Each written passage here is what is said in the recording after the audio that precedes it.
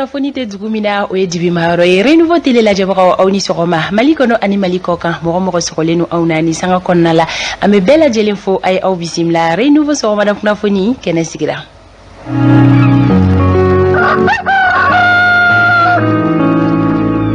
Foleni wale ɲuman ko bila ka taa di anw kanubaga kelen-kelenna bɛɛ lajɛlen ma bi tarata ye février kalo tile 9 san 2021 solika wuli kɛbagaw an bɛ aw fo sabula an mana sigi ni kɛnɛ kan an bɛ fɔlɔ ka aw de fo solika wuli ale ma nɔgɔn cogoya si la aw minnu bɛ yen ni wagati kɔnɔna la ko a ye aw ka baarakɛyɔrɔw la sɔrɔ ka ban aw bɛ ka an lajɛ an bɛ aw fo minnu fana bɛ anw lajɛ sokɔnɔnaw la don o don an bɛ aw bɛɛ lajɛlen fo aw minnu bɛ sira la ka taga aw ka baarakɛyɔrɔw la aw bɛ ka an lamɛn an bɛ aw fo k'aw ka taa dɔɔni o yɔrɔ la an bɛ an lamɛnbaga jɛkulu kelen-kelenna bɛɛ lajɛlen fo radio Renouveau lamɛnbagaw an ka foli bɛ aw ye radio Ɲeleni ka bɔ Segu n'a lamini ka foli bɛ an sɔgɔmada in na radio Bɛnkan ka bɔ Kerewani radio Tiɲɛdugu ka bɔ Jura radio Futa ka bɔ Yanfoyila radio Besago ka bɔ Kucala radio Kanaga ka bɔ Joro radio Kumakan ka bɔ Bila radio Jigiya ka bɔ San radio Naro Samaya ka bɔ Ɲɛwulini radio Dambe ka bɔ Boron radio Faso Kanu ka bɔ Welesebugu radio Nchiba FM ka bɔ Kati Falajɛ radio Nema FM ka bɔ Kasaro radio Tolérance ka bɔ Mopti radio Miracle FM ka bɔ Buguni radio Kusata 2 ka bɔ Jalakɔrɔbugu radio Altakadum ka bɔ Sikaso site internet Mali Bamada ka bɔ Fransi an bɛ bɛɛ lajɛlen fo ka fɔ k'aw bisimila bi Renouveau sɔgɔmada kunnafoni kɛnɛ kan sɔgɔmada in na ko kura kunnafoni caman min an bolo kɔrɔ k'a lase aw ma a kun ye aw ka kunnasiri o bɛ ban ka aw to fo aw jabala la aw ka journée kɔnɔna na an ka dibila baarakɛbagaw ka fara an yɛrɛ ka labɛn bɛɛ lajɛlen sabatira sɔɔni an bɛ don kunnafoni kɔnɔna na fɛn min kɔni ye baro ye o diya ye baro ɲɔgɔntigiya ye Amadou El Konare ale ye kɛnɛ la sɔrɔ ka ban honorable ni sɔgɔma i ni sɔgɔma Fanta Tomota somɔgɔw bɛ di laada ye nin y'an ɲɔgɔn sɔrɔ bi ko kura tuguni kɔrɔ baasi t'i fana la mais ala tanu baasi foyi tɛ na i fana m'i sen fila kan sabula sɔgɔmada in na i yɛlɛn ka bin mètre 10 ne yɛrɛ kun ɲɛna ko ɲɛma nakan don sabula ale ka sule ninnu man kan nka ne y'a dɔn ko e nakan don i b'a fɔ ko Emmanuel Macron ale n'a ka jamakulu natɔ Kamadu don bɛna dugusajɛ kanu an b'i fo sɔɔni i ni kanubagaw bɛna ɲɔgɔn lasɔrɔ don kibaru ale kɛnɛ kan bi tarata février kalo tile 9 Renouveau matin kunnafoniw bɛna boli minnu kan bakurubaw la olu de filɛ nin ye fɛn min kɔni ye ɲɔgɔn sama ye o bɛ sɔrɔ bosonbaga fila olu ni ɲɔgɔn cɛ fɔ cogoya wɛrɛ la Mali opérateur économique fila karilen no ɲɔgɔn na fɛn min ye Basidi Dambele n'a bɛ fɔ ale ma ko Roi 1212 ale ni Abu Gite ale min ye Africasen maa ɲɛmaa ye ka fara o kan Bama Ar o tigi don o la k'a kɛra cogo di Roi 1212 ni Abu Gite ni ɲɔgɔn cɛ sɔgɔmada in na décryptage kɔnɔna na Isa Kaba Sidibe ale bɛna ka na ɲɛfɔli kɛ aw ye min b'a to aw bɛ se ka faamuyali sɔrɔ o ko kan sɔgɔmada in na an bɛna kuma di maaw ma maa minnu ni zone aéroportière soci min kɛra yen nɔ o kɔlɔlɔ yɛlɛla maa minnu kan sɔgɔmada in na an bɛna kuma di u ma ko kuma b'u fɛ ka se ka o lase o kɔfɛ aw ni an baarakɛ ɲɔgɔn Ras Kebe bɛna ɲɔgɔn lasɔrɔ a bɛna kunnafoniya di aw ma Festi Reggae kan fɛn min ye siraba kunnafoni ye o bɛ Sori Ibrahima Diallo bolo Hawa Daɲogo ale wuli ka jɔ sabati ka se ka kɛnɛya kunnafoniw fara ɲɔgɔn kan Alexis Kalambiri ma sɔn fɛn min ma o bɛna yira aw la jɛmukan in kɔnɔna la don kibaru o bɛ Amadou El Konare bolo wagati bolo dacogo ale filɛ ni o ye météo ye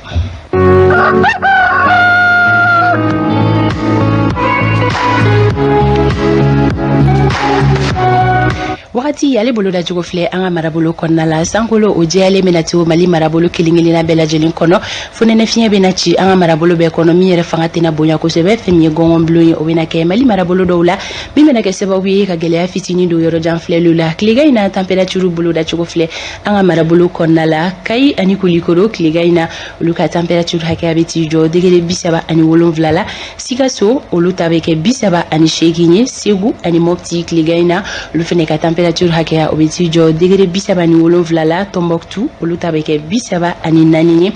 an bɛ taga Gao tilegan in na olu ka température hakɛya o bɛ t'i jɔ degré 36 la Kidal ani Menaka olu ta bɛ kɛ 33 ye Tawudenikaw ta bɛ jigin ka na degré 28 na Bamako district kɔnɔna la tilegan in na température hakɛya bɛna kɛ degré 37 de Bamako n'a lamini bi sɔgɔmada in na kɛnɛ cira nɛgɛ kanɲɛ 6 o tɛmɛlen ni sanga 56 ye tile bɛna bin Bamako n'a lamini na nɛgɛ kanɲɛ 18 o mana tɛmɛ ni sanga 35 ye wagati bolo dacogo ale de ye nin ye ka di aw ma aw mana kɛ Mali marabolo kelen-kelenna fɛn o fɛn a kun ye aw se ka aw ta n'aw bila aw ka tile kɔnɔna na an bɛ Ala deli k'a ka bi tarata tile hɛrɛ di an kelen-kelenna bɛɛ lajɛlen ma Ala ka hɛrɛ kɛ an bɛɛ ye Amadou El Konare bɛ aw bisimila sisan don kibaru kɛnɛ kan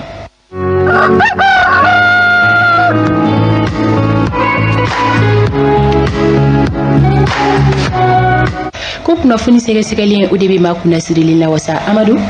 kanubagaw kɔrɔtɛlen u bɛ fɛ k'a dɔn kunnafoniya jumɛn bɛ an ka jamana kunkan bi kuku sigi k'a makɔnɔ an ka ɲɛ kɔmi dɔɔni dɔrɔn fata tɔmɔta an bɛna don kibaruya kɔnɔ k'a bɛɛ lajɛlen tan ka yɛrɛ kɛ Mali bamanankan na bɛɛ lajɛlen bɛ ɲɔgɔn faamu min na Manden duguw la min ye Mali gun bolofara fɛn o fɛn bɛ k'a daminɛ kɔrɔ tilebiba ani kɛɲɛka an bɛna an seko n'an damayira kɛ sisan kibaruyaw la bakurubaw bɛ tali kɛ bi min ye k'a dɔn GNTM ale ni an ka jamana gouvernement kɔni ye ɲɔgɔn faamuya u ka baarabilaw bɛɛ lajɛlen bɔra a ma tɔ tora bɛnkan minnu taara olu lawaleyali baaraw jateminɛ ye o bɛna dɔ bɔ jamana ka gɛlɛyaw la nin waati laban dɛngɛrɛnɛ minnu tun bɛ an bɛna kuma kan sɔgɔmada in na don kibaru kɛnɛ kan na katikaw kɛlen kɔ ka fɛɛrɛ sɔrɔ u ta la fɔ ka se Kulikoro mara ma ni o ye lakɔli karamɔgɔw ka sara kɔni kɛli waati gɛlɛnbaw ye k'a kɛ a ti sɔrɔ joona yɛrɛ kɛrɛtɛtɛ kati préfet kɛ wulikajɔba kɛ fɔ ka se gouverneur ma Kulikoro olu ta ɲɛnabɔlen kɔ Bamako fana ani Kayi olu lakɔli karamɔgɔw fana wulila k'u jɔ u cɛ jɔyɔrɔ la sabula u fana ye baara bila kɛ kunungo n'o ye ka baara jɔ a bɛ fɔ ma arrêt de travail k'a sabu kɛ tile tan ni kɔ hali bi janvier saraw ma sɔrɔ fɔlɔ k'a sɔrɔ ni gouvernement y'i jɔ a jɔyɔrɔ la maa minnu bɛ sara la baara olu kɔni bɛ tulonkɛ la ni walimaw ka sara ye olu fana ye baara bila kalan tɛ ka kɛ o yɔrɔ ninnu na kunun ani bi an bɛna kuma o kan sɔgɔmada in na don kibaru kɛnɛ kan na o hukumu kelen kɔnɔ kalabankurukaw kɔni ka syndicat jɛkulu fana ye sɛbɛnni kɛ k'u ka percepteur ko k'a gɛn ka bɔ yen nɔ k'a ni lakɔli karamɔgɔw ye ɲɔgɔn ye caman kɛ sarako gɛlɛya kan nka ko maa don u ka fɔ la ko mako foyi tɛ lakɔli karamɔgɔw ka ɲɛnamaya la an bɛna kuma o fana ka sɔgɔmada in na don kibaru kɛnɛ kan na n'u ye kibaruya caman ye an bɛna i k'a dɔn soni sigi minnu kan ani wulikajɔ minnu b'a la ka kɛ wasabulon jɛkulu dɔw fɛ bi an bɛna kuma o fana kan sabula maa caman y'a ye k'a fɔ wasabulon maaw maga sumalen don ka baaraw tɛ ka jateminɛ kosɛbɛ commission éducation Magba Gabriel n'a ka jama ye wulikajɔ dɔ kɛ kunungo an bɛna kuma o kan sɔgɔmada in na don kibaru kɔnɔ an don k'a ye ninnu ye minnu ye belebelebaw ye misɛnman caman bɛ yen minnu bɛ ca ka bila ninnu cɛ ma sisan renouveau ka laada don kibaru bi sɔgɔmada in na k'a kɛnɛ la ɲɛnamaya aw ye waati min na saga 25 bɛ nɛgɛ ɲɛ 7 ka Sakariya Fɔnba ale ka jateminɛ na sabula kaba ni tɔmɔta olu ye ɲɛma minɛ ka bin ye ko dɔ ma deli ka min ye o kɛra ko ani sɔgɔmada in na an don k'a ye nin a y'aw bisimila renouveau don kibaru filɛbaw aw ni ce Mali kɔnɔ Mali kɔ kan minnu m'an filɛ maa minnu m'u ka bureau kɔnɔ k'a daminɛ jamanakuntigi bandaw yɛrɛ la ko ani sɔgɔma bi sɔgɔmada in na ka se Kolonɛli Asimi Goyita Maliki Jaw ko a de bɛ cogo di wasabulon la ye k'a kɛ mɛ fama ye ministre funangɛni minnu taara u fana k'u bɛn ni sɔgɔma défense la Kolonɛli Sajo Kamara a n'a ka sɔrɔdasi jalatigi tɔw sabaraba donnaw k'u bɛn ni sɔgɔma bi sɔgɔmada in na renouveau ka don kibaru don k'a ye nin ye n'i y'a mɛn i ka suna ka gɔrɔn dɔ i lakanalen don maa minnu bɛ lakana baara la k'a daminɛ sunitigila ka gun fɛn o fɛn na gendarmew policiers douaniers ka taa se gardes protection civile ani armée de terre l'air ani a minnu bɛ ji kananw na k'u bɛɛ lajɛlen k'u danse sɔgɔmada in na renouveau ka don kibaru kɛnɛ kan na an bɛ minnu dayɛlɛ ni bamanciya wale ye min kɛra kunu sɔgɔma joona fɛ kɔlɔnjɛbakaw fɛ polisi jabala min bɛ yen o k'a dɔn juguw kɔni solila ka don olu ka donɔngasida fɛ waati min na donnow bɛ kasi la marifa k'a kɔnɔ tun bɛ kasi la kɔlɔnjɛba ale polisiw jabala la min ko gɛlɛyara a ma sɔrɔla k'a fɔ kibaruya minnu sɔrɔla an fɛ o tun bɛ tali kɛ maa 4 bɔɲanko olu kɔni maa 3 olu sɛbɛkɔrɔ joginna polisilakaw fa fɛ mun na kelen yɛrɛ ta tun ka sɛbɛkɔrɔ jugu kɔfɛ fana kibaruya wɛrɛw y'a jira an na k'a fɔ polisi mun kɔnɔ bɛ yen ko dɔw kɔni tun ɲɛma tununa ko kana na nka min ye k'a dɔn k'a fɔ maa bunɛ nila kunun tile y'a sɔrɔ an m'o kibaruya sɔrɔ a ko kɔnɔna la nka bi tile kɔnɔ ɲɛmayaso bɛ wuli ka jɔ la waasa ka kibaruya jɛlen ɲini yanni kɔlɔnjɛba cɛ ko in yɛrɛ bɛ dankan min na yala mun yɛrɛ kɛra tigitigi ka se k'o kibaruya sɔrɔ k'a di aw ma ladiriya ale kɔnɔ nka an bɛ dugawu kɛ hali bi n'a ka bi ala ka se ka Mali lakanabaa bɛɛ lajɛlen lakana k'u kisi jugu olu man tɔɔrɔ ma n'an bɔra kɔlɔnjɛba an b'an salo teliya la ka taa Gawukaw fɛ yen nɔ fana fɛn min bɛ yen n'o tɛ deli ka kɛ o kɛra ye aw ɲɛ bɛ nin ja min na nin ye muso dɔ kɔni a b'a la ka marifa kisɛma sɛbɛkɔrɔ wusu sanfɛ kosɛbɛ a kɛra Gawo sigida min na o ye quartier Alijana Banja ale ye Gawo kɔnɔna la maa caman ko ko nin kɛra dabalibanko ye ko nin bɛ tali kɛ kɔɲɔ dɔ de la nisɔndiya yɛrɛ bonya kojugu ni muso kɔta ye miniti 30 jalen kɛ marifa bɛ ka paratitɛ sanfɛ maa minnu ye yɔrɔ janfɛmaw ye olu kun sɛbɛkɔrɔ siranna k'a sɔrɔla k'a fɔ olu tun ɲɛna ko binganikɛlaw don nka yɛrɛ k'a fɔ kɔɲɔkɛyɔrɔ la nin kun ye nisɔndiya damatɛmɛ ye maa minnu bɛ yen n'olu bɛ jamana fan wɛrɛw fɛ olu ko maa bɛ ala ye ka sɔrɔ i mi sen fila si sanfɛ sabula ko min bɛ tali kɛ maa ka nisɔndiya la ko man kan ka kɛ ni marifa ye ko in kɔni sɛbɛkɔrɔ tɛngɛlɛmalen don maa caman fɛ dɔw yɛrɛ fana ko bɛɛ n'i ka laada don ko maa ma nisɔndiya ko i mana min kɛ a ko kɔni filɛ nin ye marifa in kɔni b'a la ka sɛbɛkɔrɔ ci kosɛbɛ kɔɲɔjama kɔni na a dasinen don sanfɛ marifa kisɛ sugu jumɛn b'a kɔnɔ bɛɛ lajɛlen y'a ta ɲininkaliw ye nin kɛwale in kɔni kɛra Gawokaw fɛ yen kunungo n'an bɔra yen nɔ n y'a fɔ ten tɔ min ye waatinin dɔ kun kɛra Mali kun wusura transition ma wa kun bɛ ɲini ka gɛlɛya dɔɔni k'a sabu kɛ maa caman wulila niyɔrɔ ɲini na ni o ye forobaca baarakɛbaw ani kɛnyɛrɛyew minnu b'a fɛ dɔ ka fara u jɔkunumaw kan waasa u ka sɔrɔw bɛ se ka yakubaya denbayaw yɛrɛ ka ni lakinɛjɔ ni sɔrɔ nasiratigɛ la baarako la wulikajɔ caman kɛra min tun nana ni furugufurugu mankanni ye nka maa min ta bɛ yen ni o ko kɔni kɛra gɛlɛyaba ye o ye Union Nationale des Travailleurs du Mali n'an k'a ma UNTM ma sɔrɔla k'a fɔ jamakulu ka ca olu cɛma kosɛbɛ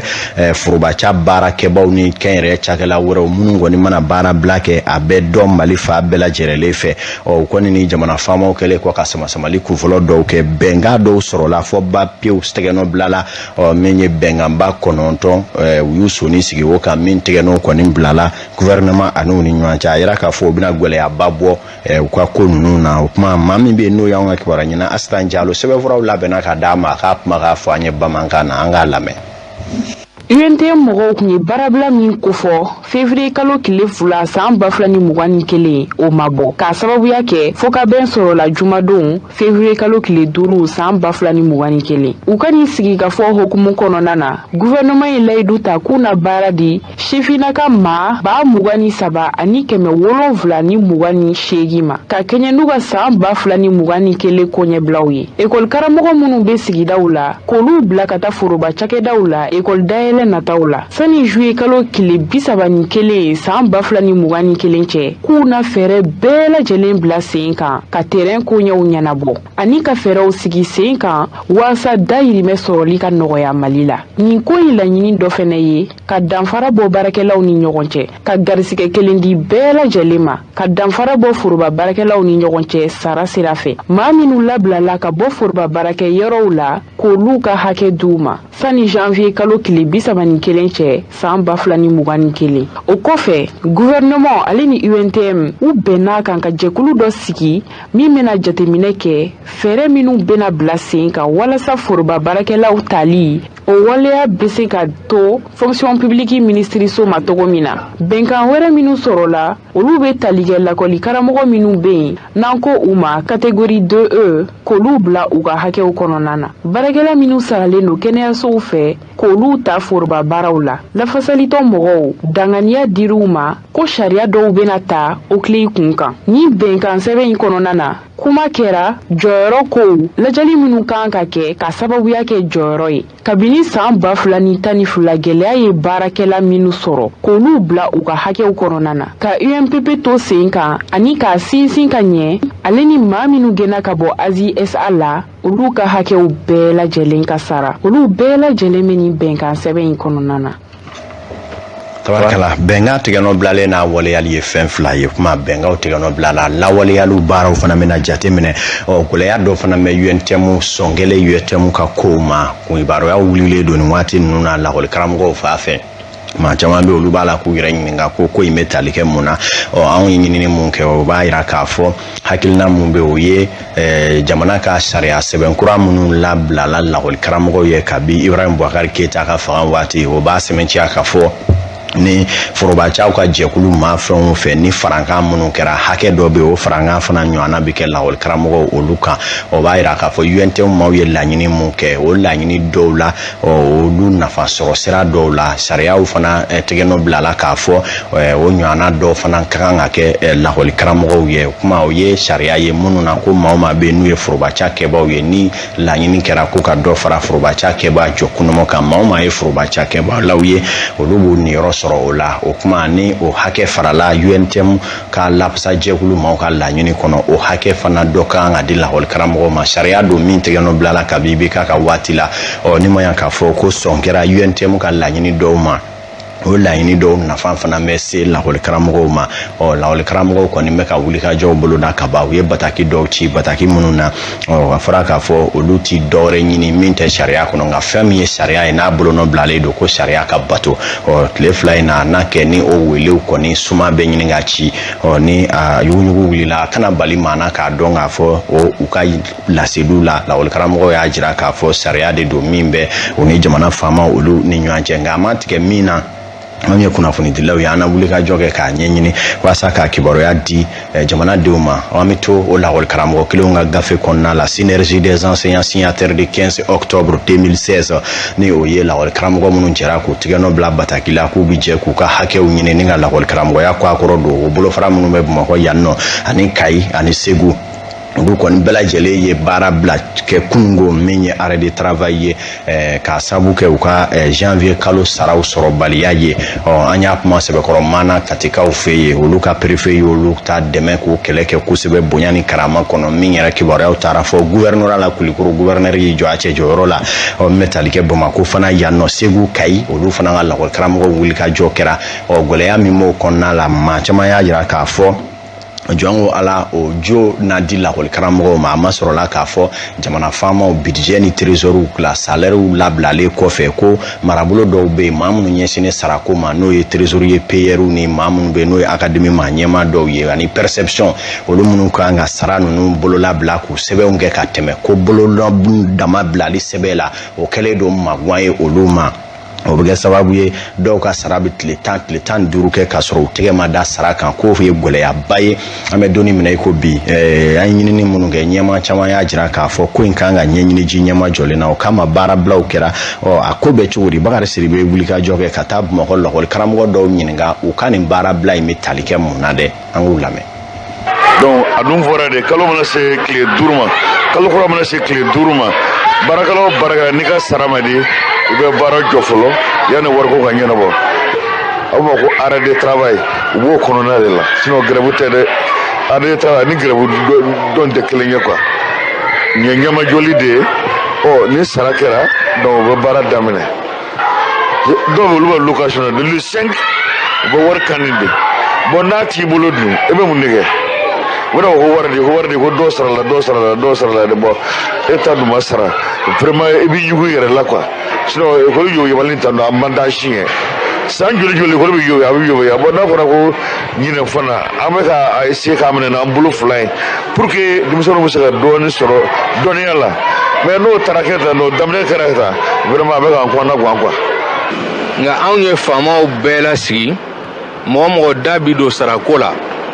gouverneur la nin t'a siɲɛ fɔlɔ ye a filanan tɛ a bɛ san 10 bɔ bi an bɛ nin ko kelen in kan anw tɛ fɛ ka heure kelen bila kalanbaliya la pour que nin situation ninnu kana na an y'a essayer ka lettre ci gouverneur ma a bɛ kalo kelen bɔ pour que an ka essayer ka solution sɔrɔ la sani bi ka se o lettre ma jaabi an ye lettre filanan ci le 2 o lettre fana a ma jaabi o baara bila nin an tɛ se k'o ba ma ni an ka sara t'an poche kɔnɔ sara ma kɛ Bamakɔ fan si an bɛ tile février kalo tile 8 na bi maître foyi tɛ Bamakɔ district kɔnɔ k'i ka sara b'i poche kɔnɔ o donc kalanbila in kun bɛɛ ye nin de ye sisan nɔ a responsabilité n'a fɛn wɛrɛ an tɛ se k'o situer u b'olu de u k'a lajɛ u ni ɲɔgɔn cɛ u bɛ se ka mun kɛ n'a sɔrɔla sara baara siraw de ka jan u bɛ dɔ b'a la n'a sɔrɔla u ka baarakɛlaw dɔw de nɔ dɔn u k'u ka responsabilité ta jamana ɲɛmaaw k'u jɔ u jɔyɔrɔ la u k'o yɔrɔ lajɛ an ka laɲini tɛ nin ye. tabarkala min bɛ tali kɛ lakɔli karamɔgɔ Bamakɔ yan nɔ u ye hakilina mun fɔ o filɛ nin ye o baara kelen fana bɛ Kayikaw fɛ yen an ma sɔrɔla k'a fɔ kabi janvier a sara tile 10 ye bi ye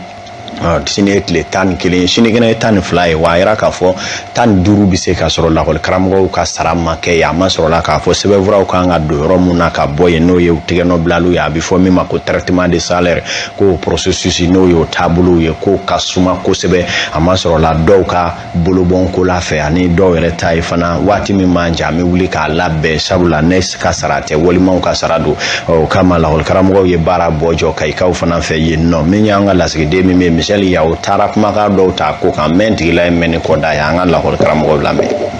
An ye baara min wari an tɛ gɛrɛfu la ani sanu ta ɲini an tɛ fɛ ala deli a ka ko o ɲɔgɔnna ye an ye baara lajɔ de parce que sara janvier sara o ma sɔrɔ fɔlɔ bon sariya y'a yamaruya ni kalo kura tile 5 sera ka tɛmɛ k'a sɔrɔ i ma i ka kalo salen sara sɔrɔ ayiwa i bɛ se ka baara lajɔ k'a sɔrɔ i ma hali ka ɲɛmɔgɔw yɛrɛ kunnafoni yɛrɛ parce que sariya ye jɔyɔrɔ ye sara kan ka traité wagati min kɔnɔna la ani ka sara wagati min kɔnɔna la o bɛɛ kɛlen don gafe ye k'a bila n'o ye le ministre de l'économie et des finances a ye nin lettre janvier 2021 donc an mɔgɔ y'a traité le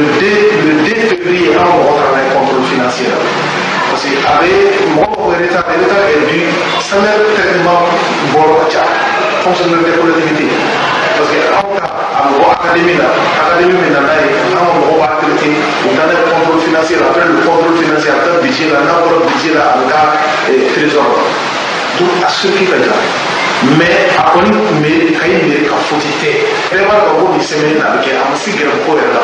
parce que salon an ye mun kɛ gɛrɛfu la denmisɛnninw ma se ka kalan kɛ n'a fɔra ko ɲinan tuguni an bɛ permettre ka gɛrɛfu dɔ k'a fɔ ko an taara gɛrɛfu la salon an ye gɛrɛfu kun dɔ de kama an y'o gɛrɛfu sɔrɔ an y'o kun sɔrɔ mais ɲinan mun b'an bila gɛrɛfu la chaque fois gɛrɛfu denmisɛnninw an bɛ mun kɛ gɛrɛfu la denmisɛnninw mun pɛrɛti bi o ka ca ni satɛri parce que an ka avenir kunungo segukaw y'a bila kunungo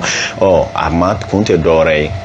ministre de l'économie ministre so min ɲɛsinen don musaka ko ma olu de ye gafe dɔ bɔ gafe min gouvernement bɛɛ lajɛlen y'a yamaruya kabi lawalola k'a fɔ k'a daminɛ kalo kura jɔli la ka taa sa tile 25 ma tile 25 maa minnu ɲɛsinen sarako ma u k'u ka sara traiteli baaraw bɛɛ lajɛlen kɛ sɛbɛnfura min kan ka bɔ mairie la ka taa préfecture la o ka bila ka taa min kan ka taa budget la a bɛɛ ka kɛ o kɔnɔ a yira k'a fɔ maa minnu b'o ko kunna o caman de ta ye mago t'a la u b'u da ka suna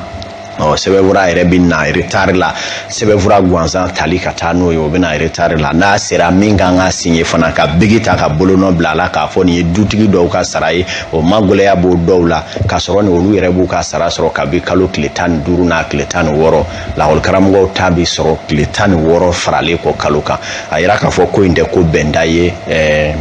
denmasaw k'a faamu k'a fɔ a gɛlɛya bɛ yɔrɔ min la minisiriso ɲɛ b'a la gouvernement jama bɛɛ lajɛlen ɲɛ b'a la nka maa dɔw bɛ olu ye banna ye baarakɛyɔrɔ la ɲɛmaa yɛrɛ tɛ se ka kuma olu fɛ olu t'o mɛn u yɛrɛ ma min ka d'u ye u b'a kɛ anw ka mali doni ye mali ye lakɔli karamɔgɔw kɔni ko k'olu ye fɛɛrɛ min sɔrɔ a la sariya de bɛ bato